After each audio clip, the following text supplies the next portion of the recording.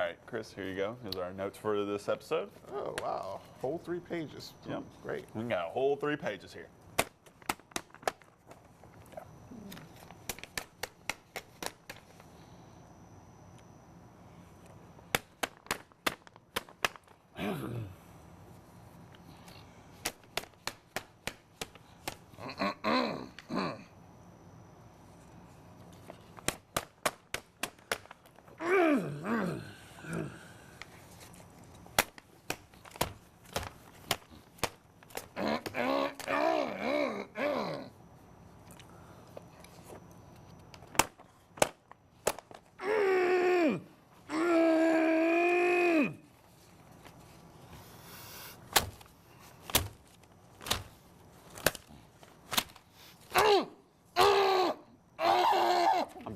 I'm done. I bit my tongue.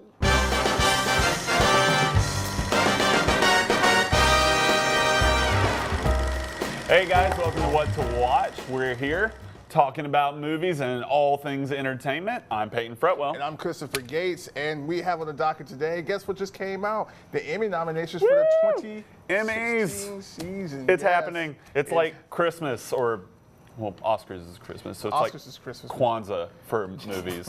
I was going to say Thanksgiving, but Yeah. no. No, it's definitely Kwanzaa. It's Kwanzaa. Okay, that's fine. Thanksgiving is, it's just Kwanzaa. It's Kwanzaa, yeah. Well, either way, the Emmy nominations are out for all the great TV series and limited series and television dramas and everything that's out there. And there's a good list on here. There's the usual favorites. Yeah, and some newcomers. We're going to be talking about some of the ones that got Emmy nominations, and hopefully you guys, some of your favorite shows got nominated. Hopefully so. We're going to list off some of the shows that got nominated, and if you think some other ones that didn't get nominated should get nominated, make sure to tweet those out at us. Yes, please. Hashtag what to watch.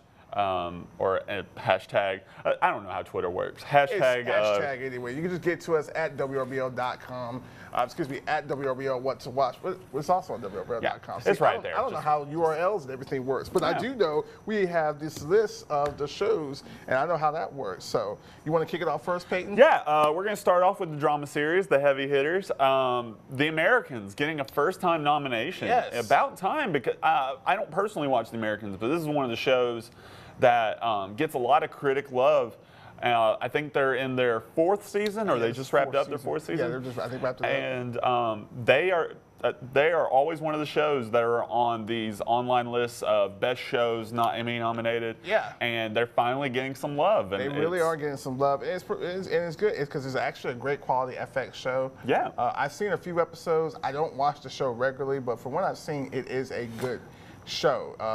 For those who are not familiar, it's about 2 Russian agents who are pretending to be America during the Cold War type of Soviet Union, 70s, 80s type of era. So that's a terrible description, but that's what the show is generally about. They're kind of like secret spies. Secret spies. It's like Rocky Boy, though, except it's a drama. Sleeper agents, that is the word, and I had to access my spy novel up here.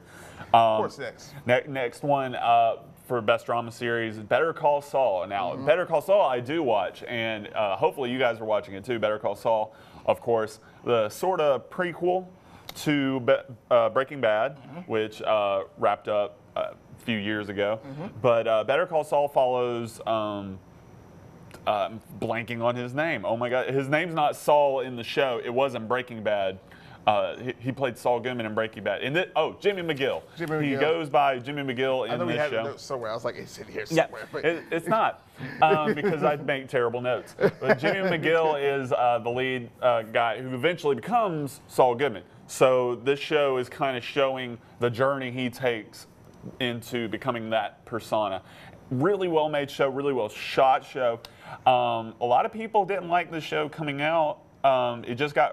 It just wrapped up its 2nd season, the one it's nominated for.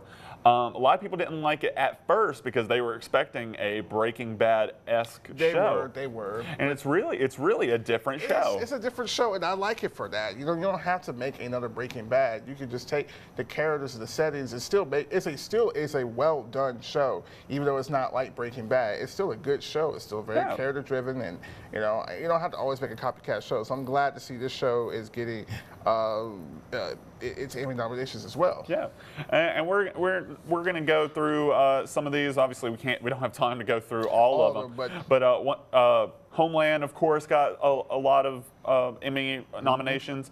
Mr. Robot, a brand new one on that list. Yeah, they're about to start with their second season, so that's exciting. House of Cards, a Emmy favorite all the time. They're always a wild card, and they just wrapped up one of their better seasons, in my opinion. Their fourth season. And it's of course on Netflix. So if you want to check that out, all the episodes are on there. Game of Thrones. Now, of course, you all know about Game of Thrones. I'm a huge Game of Thrones nerd. I say nerd proudly. I know all the house names. I know all about the lore. It extends to my girlfriend. I'm pretty sure my cats have read the first 3 books. They probably have. They probably have. I just bought the first 2 seasons. Yeah. So you're a slow starter, I'm a slow starter. It's about the journey. It's not a race. It's not. Okay. We'll see what you say later on. And of course, Downton Abbey, which also always gets nominations. The girlfriend watches that. I've never been a big fan of it. As far as it's not my cup of tea. I rarely watch the British monarchy type shows. Actually, my sister was a fan of it, and she got my mom into it, and thusly got me into it because they both watched it, and I was like, all right, well, a lot of female viewers for Downton Abbey. I know the producer we had here, who recently left, Savannah Daly. Left, and she liked that show. Oh yeah, she did. And even our own Brennan Ray, she's a fan of that show too as well. Grumpy Cat.